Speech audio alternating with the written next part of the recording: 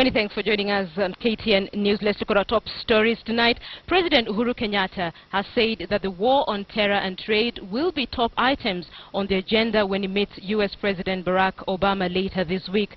Obama is expected in the country on Friday for a historic visit to Kenya, his first as president, where he is expected to hold bilateral talks with President Kenyatta on Saturday as he opens the Global Entrepreneurship Summit 2015. Kenyatta has termed the gay rights debate as a non-issue. Ben Kitili now reports.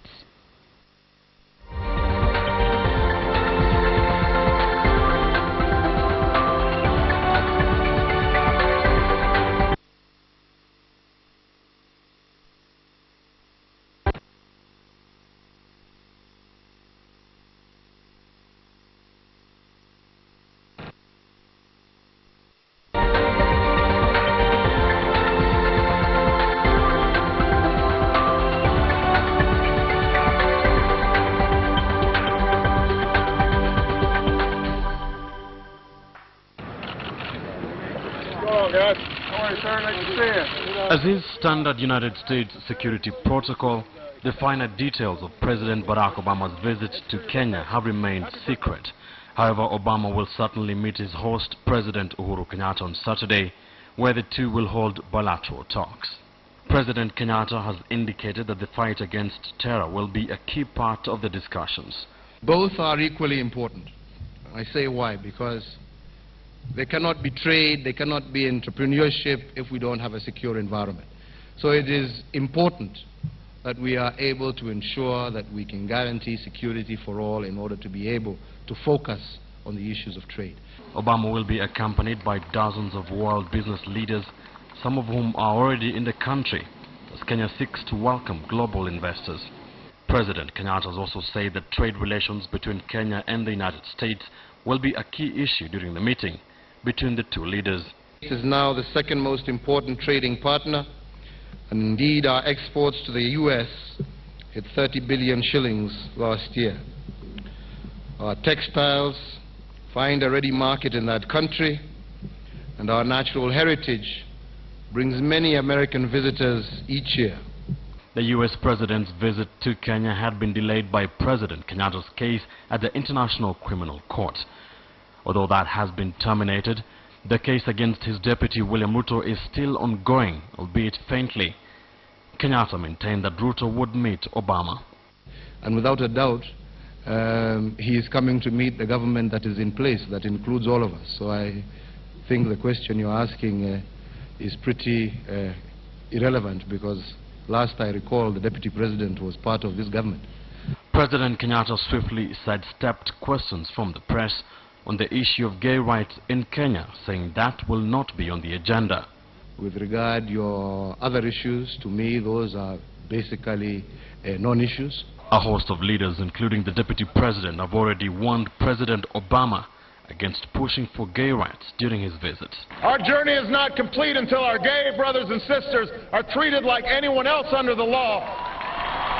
For if we are truly created equal, then surely the love we commit to one another must be equal as well. Those who want to engage in those businesses, they can do it in their countries, and they can do it wherever it is they want. In Kenya, we will stand firm and defend our nation, and defend our faith, and defend our religion. 1,400 delegates, a fifth of them Kenyans, will participate in this year's Global Entrepreneurship Summit, the first to be held in sub-Saharan Africa. Governance experts have described Uhuru Kenyatta's administration as leaning east, especially with Kenya's trade relations with China. The big questions on Kenyans' minds is, will the visit of Barack Obama in any way change or affect Kenya's foreign policy? Ben Kitili, KTN News, State House, Nairobi. Association with Fidelity Insurance.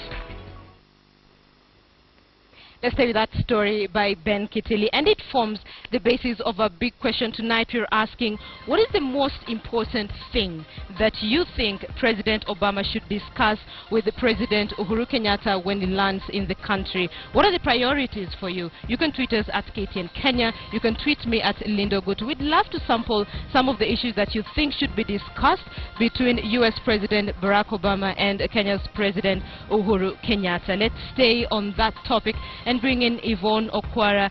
Yvonne and John Alanamo have been having a conversation at USIU University. That's along Thika Road, and they have been engaging the young students there just to pick their mind on what exactly they know about entrepreneurship and what they hope to achieve, what they hope to gain from this upcoming summit.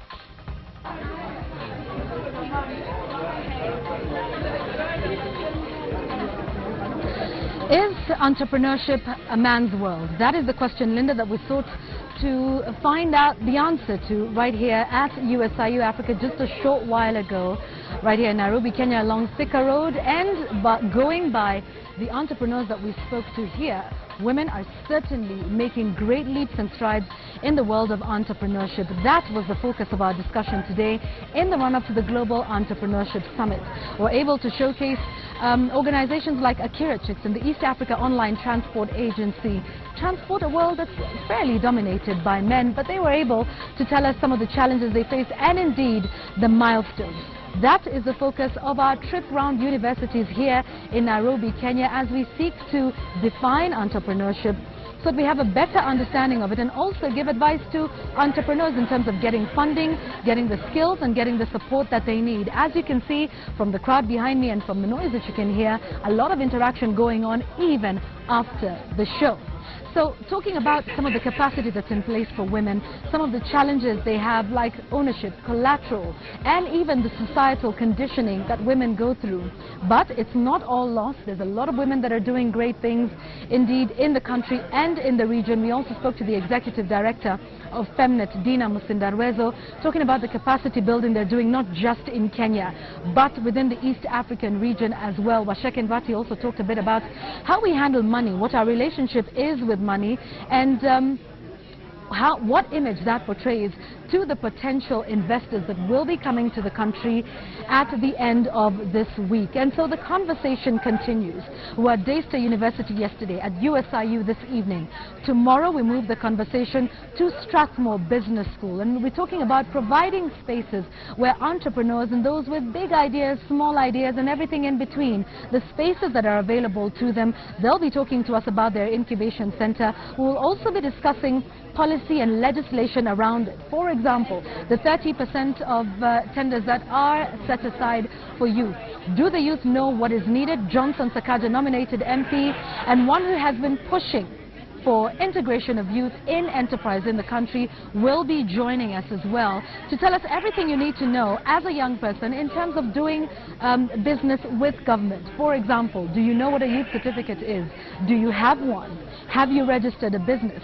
So we're aiming to take this conversation beyond Barack Obama's coming into the country and to put entrepreneurship front and center of the agenda of Kenya and indeed the East African region. So do stay with us throughout this journey. You can keep the conversation going on social media. The hashtag we're using is GES2015. Our SMS lines will also remain open throughout this period, 22155. We're unpacking, breaking down entrepreneurship and giving you the information and the skills you need to be able to take up all the opportunities that are available for you, all the funds that are available from government and from the investors that will be coming to the country at the end of this week.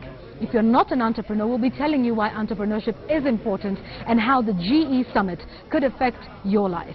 So do stay with us throughout this journey. Remember, tomorrow we're at Strathmore Business School. If you can, make a point of joining us there. We start off at 8 p.m. We have everyone seated by 7:30. From me, Yvonne Okwara here at the USIU. It's back to you, Linda Ogutu, in studio. Yvonne, thank you. Yvonne Okwara and John Alanamu have been engaging the students. Yesterday they were at Daystar. Today they are at USIU. I believe tomorrow they'll be at Strathmore University, just looking at the whole issue of entrepreneurship, what it portends for the young minds in the country, and the upcoming Global Entrepreneurship Summit that will bring in world leaders, that will bring in business minds, and how they can benefit from that entrepreneurship summit that will take place this weekend. Of course, we're looking forward to that discussion that will be held tomorrow at Strathmore University. Now, let's still stay with U.S. President Barack Obama. And ever since he was sworn in for his first term as a U.S. president, there have been some quite memorable pictures and videos, more so from back at his home, that is in Kogelo here in Kenya. Let's look at some of them. It's for your birthday? Happy birthday. You're having a good visit. Thank you. Thank you. How you doing? How's business? Business doing all right? Yeah, this is all right. What's your name? My name is Anne. Good to see you. That was my mother's name. So Cora? I'm Cora. You're Cora? How old are you, Cora? 7. 7? And what's your name? Ramona. How old are you? You got your American flag? I'm coming home, home where I belong. Whoa, I'm coming home, home where I belong. Narudi nyumbani, nyumbani, nyumbani, nyumbani. Narudi nyumbani, nyumbani, nyumbani.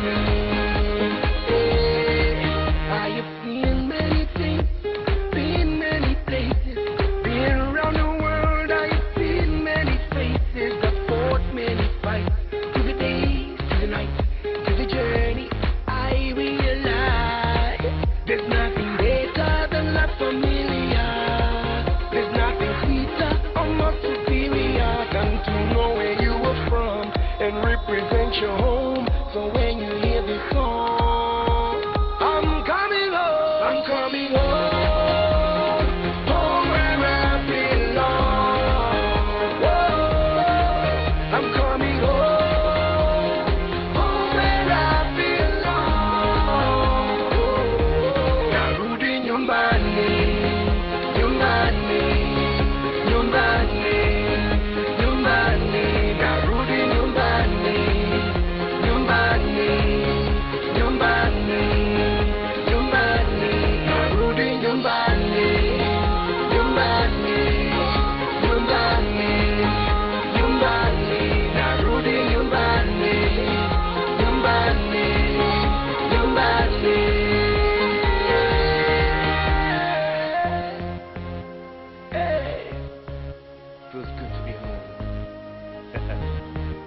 Check me out, up in the horizon.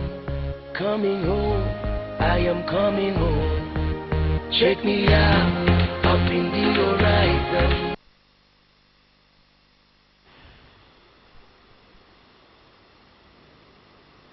Beautiful soundtrack there by Nameless, Coming Home. I was telling my colleagues here, if you're away from home and you hear that song, you'll probably break down.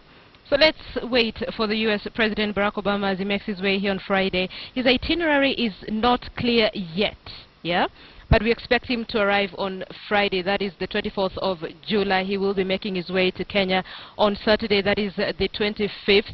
We expect him to attend the Global Entrepreneurship Summit, and we expect him to also have talks with the President Uhuru Kenyatta, and that is where a lot of Kenyans hope that there will be some agreement that will make life easier for Kenyans in terms of trade with the United States. On Sunday, he will attend a public function at Kasarani. We'll keep an eye on all this for you, and like I told you earlier, we'll cover this for you in a way that only we can hear at KTN. Let's focus on our big question tonight. I'd asked you what you think is the most important thing that U.S. President Barack Obama should discuss with Uhuru Kenyatta. Let me sample just some of your views, 2 or 3 at Kim_Next says President Kenyatta and Obama should discuss direct flights to US.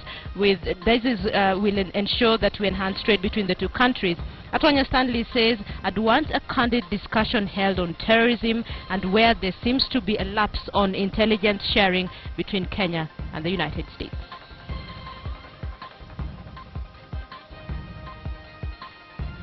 All right, let's now focus on some news making headlines around the country, and we're taking you all the way to the coast.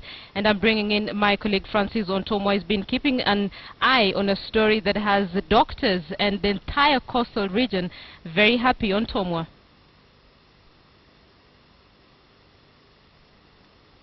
All right, we're working to try and see if we can get Francis Ontomwa live from Mombasa. He has been covering the first ever open heart surgery to be done by a public hospital outside Nairobi, and that has been declared a success at the Coast Provincial General Hospital. The surgery was done by a team of cardiologists from the hospital and Kenyatta National Hospital. The path leading to theatre number 4, a heavy vibe of anxiety was clear.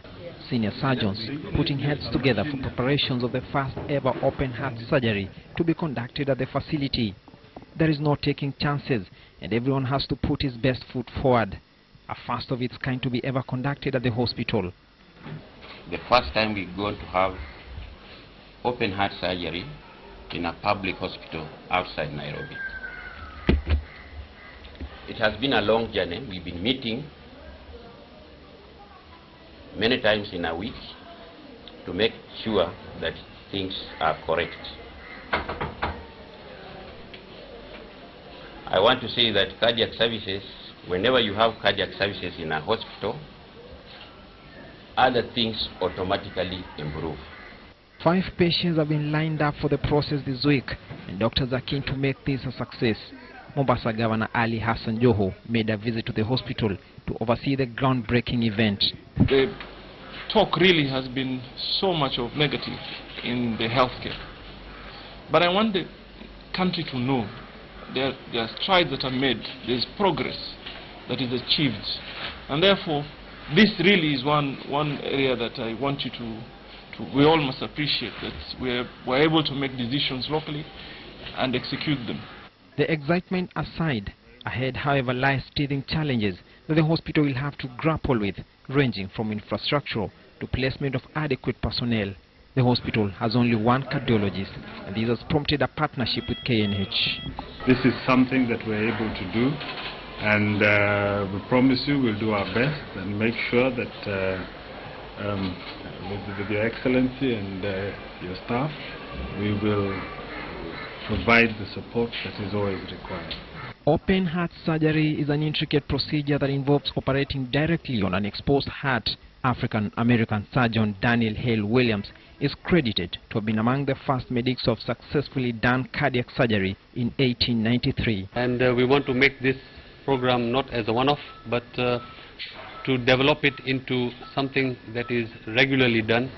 But it can only be done, of course, with partners. Later in the afternoon, doctors will emerge with the news that many were waiting for. 22-year-old Hadija Kavumbi getting a clean bill of health, becoming the first patient to have successfully undergone the surgery in the history of the hospital. We have just completed the first open heart surgery at Coast General Hospital. The patient had what we call mitral valve regurgitation. In short, or in simple language, is a leaky valve. The valve between the left atrium and the left ventricle is a leaky valve. So we have removed that valve and replaced it with a mechanical valve. And the patient is stable, is in ICU. We expect the patient to leave ICU maybe in 2 days. The advent of open heart surgery here at the Coast General Hospital makes it a first outside Kenyatta National Hospital. There is optimism here that this project will break new grounds and become a success. Francis Ontomwa, KTN News, Mombasa. We've been able to get Francis Ontomwa. He's live for us in Mombasa. Francis, how have the residents at the coast received this news? Of course, no doubt, very good news for the coastal region. Linda, indeed, that has been history in the making here in Mombasa, and specifically for Coast General Hospital. A lot of excitement. The project has been lauded by medics, especially, who are saying that since the advent of devolution, that has been one of the biggest milestones realized here at the Coast General Hospital. We witnessed as a 22-year-old lady was taken through the process, and actually at the end of it, it was a successful surgery that has been lauded, and it is expected that this will now encourage even more people to come to Coast General Hospital. Right, Francis Ontomwa from Mombasa, thank you so much. Of course, we look forward to seeing similar surgeries being done in the coastal region. The country has embarked on an inventory of national ivory and rhino horn stockpiles. The exercise, the first of its kind, will see details of ivory and rhino horns, including height, weight, origin, where and when they were recovered, digitally recorded. The audit will also involve the collection of ivory and rhino horns, DNA samples for the creation of a DNA reference library. Aside from stockpiles held by the Kenya Wildlife Service, the inventory will capture details of ivory and rhino horns held by other conservative agencies, those held by customs or by courts as exhibits. The exercise will run for 45 days.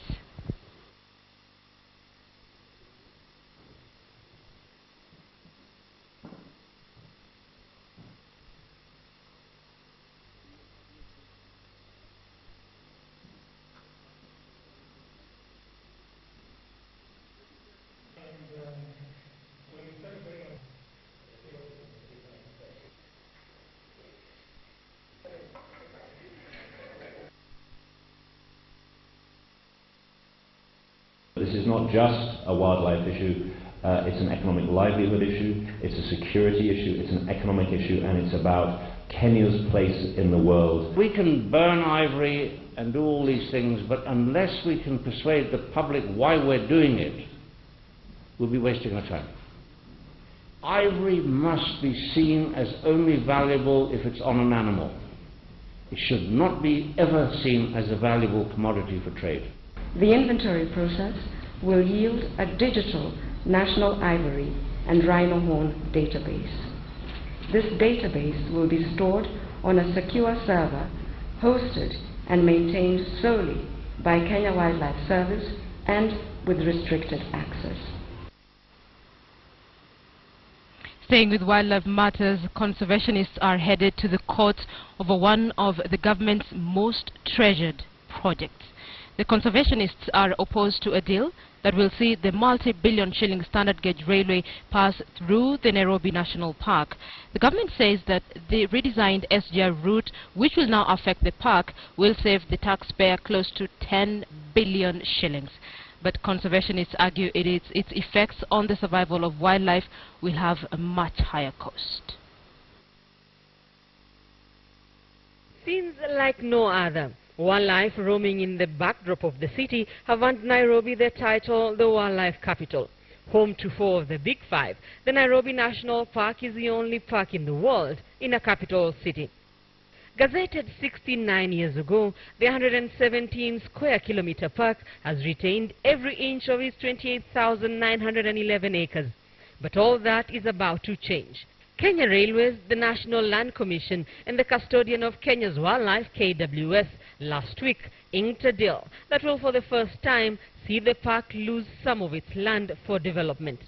Under the deal, an 11.4 kilometer stretch of the multi-billion shilling standard gauge railway affecting 216 acres of land will pass through the Nairobi National Park in a redesigned route that will spare industries and residential properties from demolition and in turn save the government from compensating those affected. The agreement that we have reached has managed to make us save close to 10 or 8 billion there, because we are not going to demolish structures. We are only going to increase the height of the bridge. But the government's cheaper option is not going down well with conservationists. Development should not should balance with ecosystem. We have not seen any motion in Parliament seeking to either de-gazette or alter the boundaries of Nairobi National Park. So we are a bit apprehensive. Talks on a delicate balance between conservation and development have been going on for a while, but the option of the standard gauge railway passing through the park is something conservationists have been opposing. There is an alternative because there's still an old line that we can revert to. Let us have public participation as per the demands of Article 10 of the Constitution. Let us have access to information as per the demands of Article 35 of the Constitution. The government insists that the standard gauge railway will not affect the wildlife ecosystem and says it has in fact increased the number of rail bridges from 1 to 3, each high enough to allow animal movement. At a height of 11 meters, so all animals, even the giraffe, the tallest giraffe, can pass through. But conservationists say they will not let the government have its way on this one. We will do everything in our power, including going to the highest office in the land, and that includes in the executive and in the judiciary and in parliament, to ensure that the law is followed. It is not the first time that the government and conservationists are locking horns over the Nairobi National Park. Controversy over a 4-kilometer stretch of the southern bypass passing near the park ended up in court and has seen the construction of the missing link of the southern bypass stall. And for a park which has been struggling to survive due to the loss of the migratory corridor and dispersal areas to development around the Kitengela area, conservationists argue the standard gauge railway is only the latest onslaught on the survival of the park. It will be setting a dangerous precedent. What can stop other parks from being excised for other development? The finer details of the deal are set to be released on the 31st of this month. But even before then, it appears the search for that delicate balance between conservation and development is yet to achieve a win-win situation, as efforts to safeguard the city's priceless jewel, which has over the years been losing its shine, head to the courts yet again. Rita Tinina, KTN News. You're watching KTN News, and we thank you for staying with us and indeed for joining us from the region. Let's focus on our big question before we take a break. We're asking you, what is that one very important thing that you think President Uhuru Kenyatta should discuss with US President Barack Obama when he lands in Kenya? Ken Wadauti says, on the list should be direct market for tea and coffee. This will help small and large-scale farmers. Eric Ndach says they should discuss how to inject adrenaline into the tourism industry, which look to have stagnated. Dodge Bramel says Al-Shabaab and the need to pull out of Somalia. And finally, Frederick Rico says, I'd like him to discuss how we can stop Al-Shabaab, job creation to the youth, high corruption rate in the country. Those are just some of your opinions on our big question tonight on what you think should be discussed between these two leaders. We'll keep an eye on some of your tweets. So keep sending them in because I'll keep sampling them during this bulletin. We're taking a short break. We'll be back. Stay with us. Many thanks for staying with KTN News. Let's brighten up your evening a little bit. Remember the Kiandutu mums who played soccer in Kiambu County 2 years ago? We featured them on KTN Prime at a time when they all they wanted was to play like the international football stars in the English Premier League. Where are they now? In the classroom. That's where Mashirima Kapombe caught up with them and brings us their change of dreams from the soccer field to the classroom. It is 2 p.m. at Garissa Road Primary in Kiandutu, a village just 100 meters from Thika town centre. The nursery school pupils head home, but as they close for the day, another class is just beginning. Learners aged between 40 and 70 listen keenly as teacher Naomi kicks off the topic of the day, that is algebra. Though they did not reach their goals then, they say this time age will not be a hindrance. Na saida kwa shule nifukusiwe shilingi 40 ama 20 nikae kwa nyumba mwezi mzima. Nilifika class 7 na nilikuwa na max power ya kwenda class 8. Zamani nilipokuwa nikisoma, kwanza nilikuwa mwerevu sana kwa hesabu. Nilikuwa niwe accountant. Sasa nikajiigiza mambo ya kuchuna kahawa, nikaona nimepata pesa. Sasa hiyo ndoto yangu kwanza ikakwamia wapi? Hapo nilikuwa nataka kupata cheti tena ya class 8 kwa sababu wakati nilikuwa nimefanyia St. Patrick Primary School nikapata grade 21, na kwa sababu tulikuwa na single parent saa sikuweza kuendelea juu ya fees. Sarah Njoki cradles her 1.5-year-old son as he breastfeeds, all the while listening keenly to the teacher's explanations. For 2 hours, her son must be satisfied with her divided attention. Unajua kitu unapenda, lazima uigize hiyo kwa kichwa. Hiyo ni kitu mimi nafuatilia. Nifuatilie mwalimu, pahali anapita nikinyonyesha mtoto, na mwambie hapo sikujua vile imeenda. Sasa tena mwalimu wetu ni mzuri sana. Sio ukimwambia hapo sikusikia anarudia. There are moments, however, during the class session where teacher Naomi takes the little boy into her own arms so that his mother can lead the class in solving an equation. Kwanza nafurahi sana ninaona huyo mwalimu hana maligo. Unajua kwanza wacha niseme watu wengi wale wamesoma hawawezi wakakuchukua wewe kama mtu uko na mtoto, hawezi akakusikia. Lakini mwalimu wetu akiona amenisubua anamchukua, anaanza kutufusa akiwa amemshika yeye. The learners all face similar challenges, one being having to close their businesses for the 2 hours they will be in class. That in turn results in losses they feel are a worthy sacrifice. Daniel Kimani repairs motorbikes, and he says his schooling is not a topic of discussion with his colleagues as it is deemed shameful by some. Sasa unajua ile mambo ya masomo inakuwa ni aibu kama hujakwama. Sasa huko nje kuna story. Siku za kwanza walikuwa wananichekelea. Kama mzee akiona nikichukua kitabu ananiambia wewe shika mtoto acha hiyo mambo ya vitabu, lakini siku hizi anaona tu ni vizuri. For most of them, the doubt that was when they decided to go back to school has gone away, and their families offer full support. Naomi Wanjiro is a mother of 2. Her youngest daughter will be sitting her KCPE exam at the same time with her this year. She is among 3 women in this classroom whom we met playing soccer 2 years ago, hoping to one day play just like the international football stars they watch in the English Premier League. Naona Ronaldo anachezanga vile anaruka. Naona hata mimi natamani kuwa nazaruka kama yeye. She is in class now but maintains that her love for soccer has not been affected. This time, however, she is determined to achieve one thing. Nilikuwa natamani nipate certificate ya study 8. Kutoka hapo nipate ya form 4. Kutoka hapo ndio mimi huyo na degree kwa kichwa.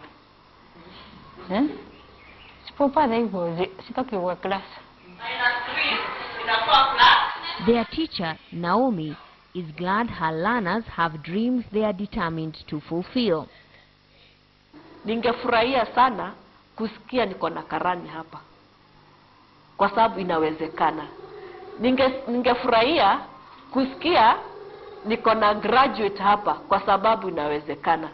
Teacher Naomi came here in August of 2013, hoping to ensure that everyone learns the very basic of education, reading and writing, and her learners concur with her on the importance of education. Na shosho ambaye naye ni basic ile ya afanye mtihani wa KCPE. Yeye anafanya, ananiambia mwalimu nataka tu kujua kuandika majina kwa simu. Kama shule watoto wangu mmoja amemaliza secondary. Wakati alikuwa kwa secondary, nilikuwa nimechaguliwa kama ile bodi ya wazazi. Lakini nilipochaguliwa walikuwa wanataka mtu amesoma kufika hata form 2. Unaona sasa hiyo kanipita. Tena hawa wengine wako wawili pia wako secondary. Pia ninachaguliwa. Unaona hiyo inanipita.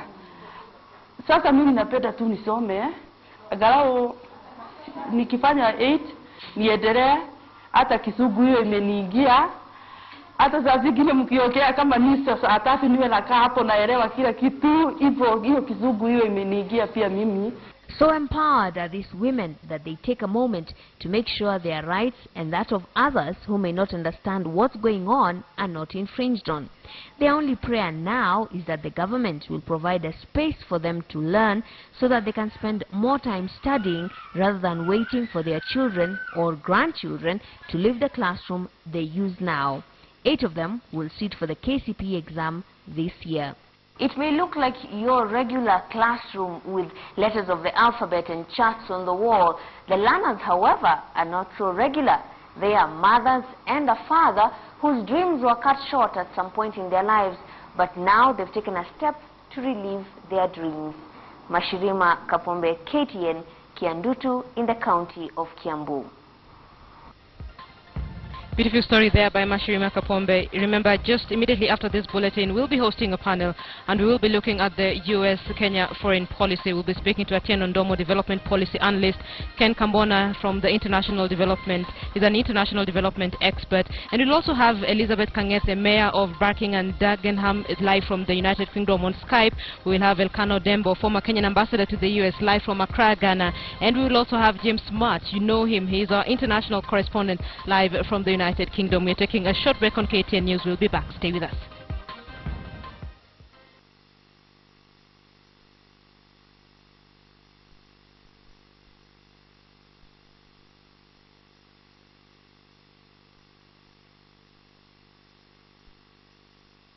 Good evening. We're only days away from the Global Entrepreneurship Summit, meant to be hosted or co-hosted by Kenya and the United States, bringing together over 4,000 entrepreneurs in the country. Big opportunity for Kenya and the rest of Africa. My name is Joy Doreen Bira. It's time for business. The Special Senate Committee on Kenya Airways has said that the national airline's current state is attributable to mismanagement. The committee, led by Kisumu Senator Anyang' Nyong'o, says that its inquest into the airline has revealed a chain of decisions that have impacted KQ's performance negatively over the last few years, hence the huge losses. KTN's Charles Gitonga reports.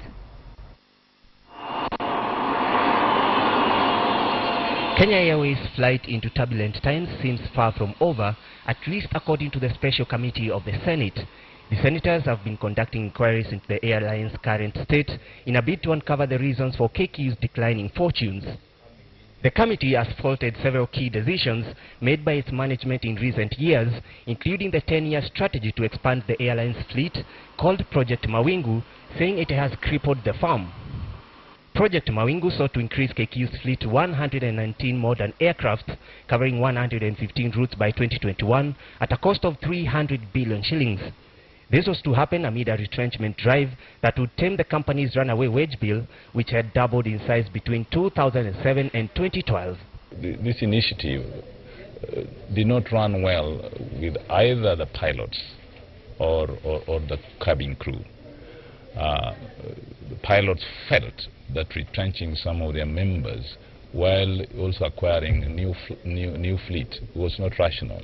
KQ's management also opted to outsource cabin crew members to reduce rising overhead costs. However, the Senate committee says the company did not recoup any gains from this move. Moreover, KQ management is accused of employing too many foreigners. According to the committee, 600 out of KQ's 4,000 employees are foreigners, much higher than those in international carriers such as KLM and British Airways, a fact that has contributed to bad blood with local pilots and other workers. The Senate committee is also taking issue with the financing model chosen for acquiring KQ's new fleet.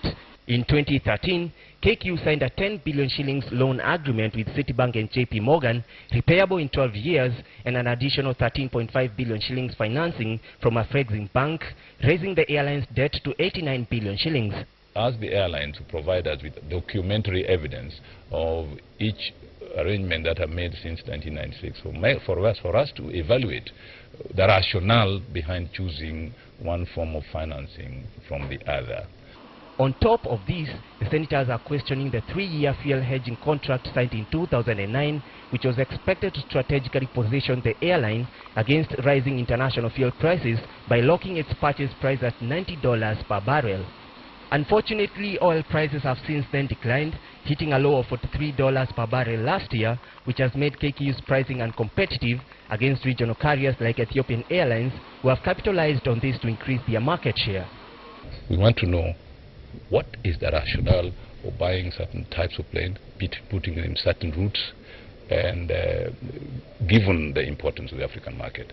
The Senate committee is currently conducting public hearing into the state of KQ, with management grilling sessions set to resume on Friday.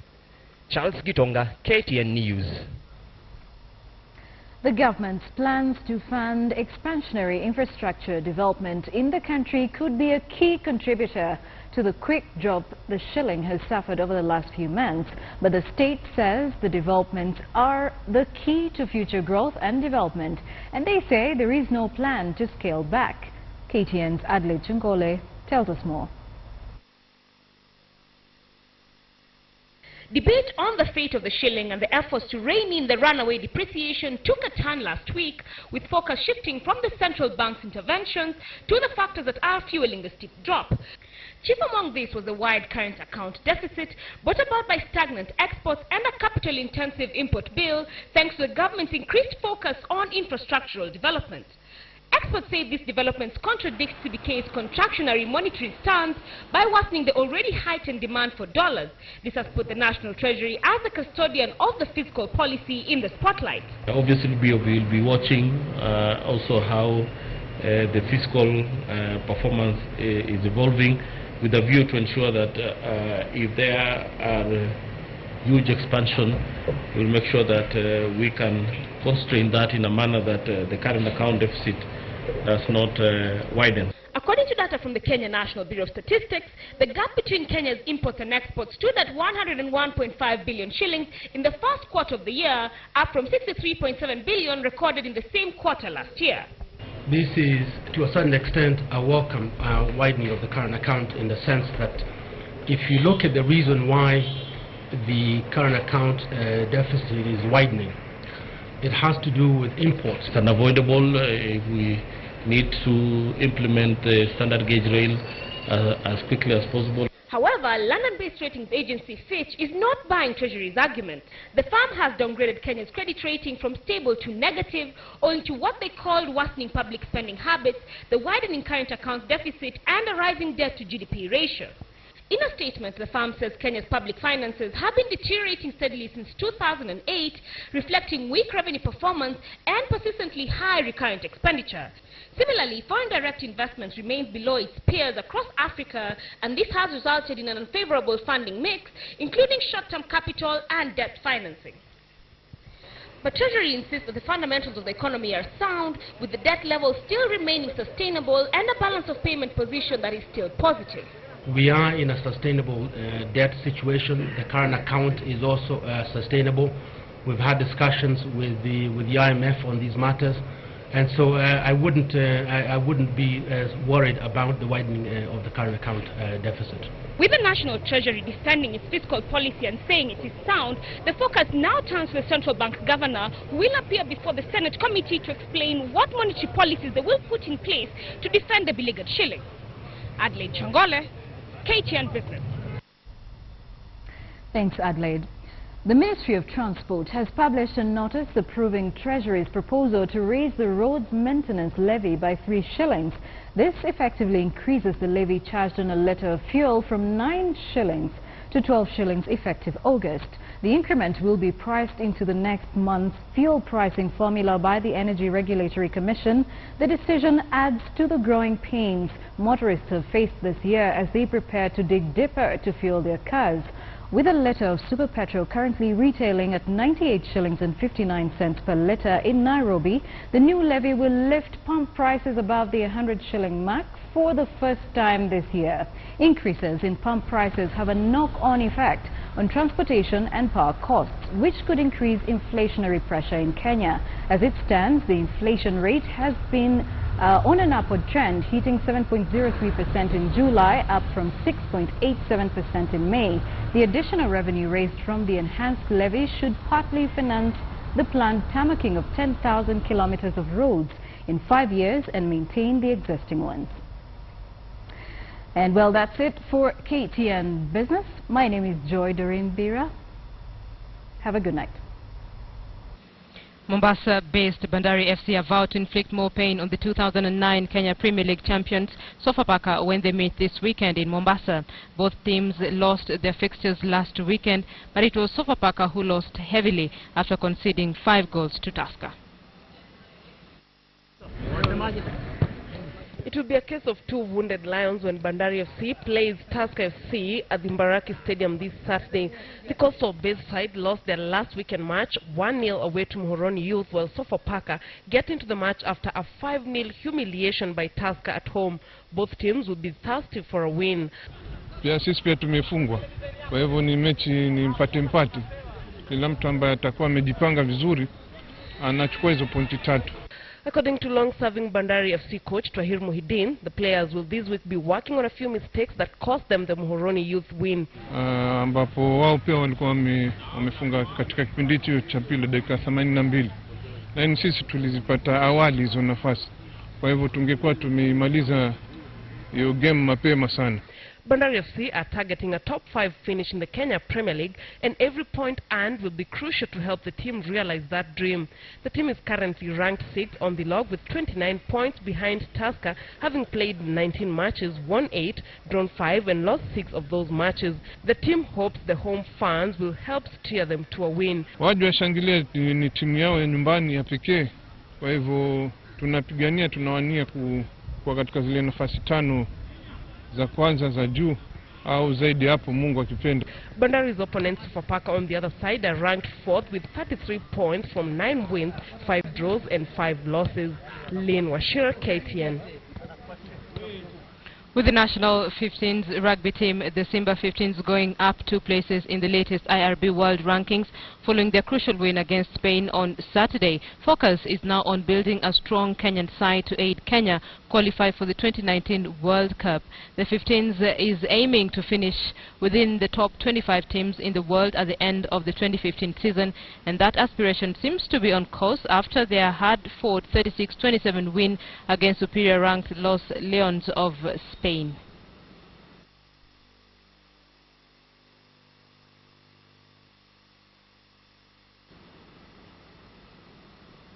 All right, that's today's sports.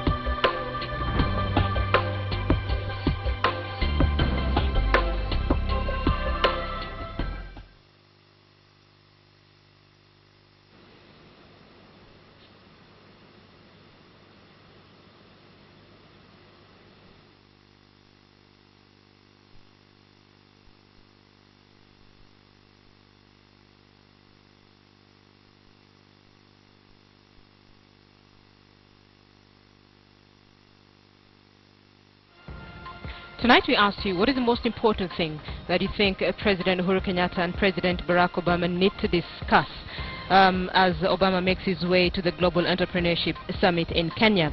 Hassan Eid Mshenga says nothing else but development. This is going to reduce radicalization and all evils in Kenya.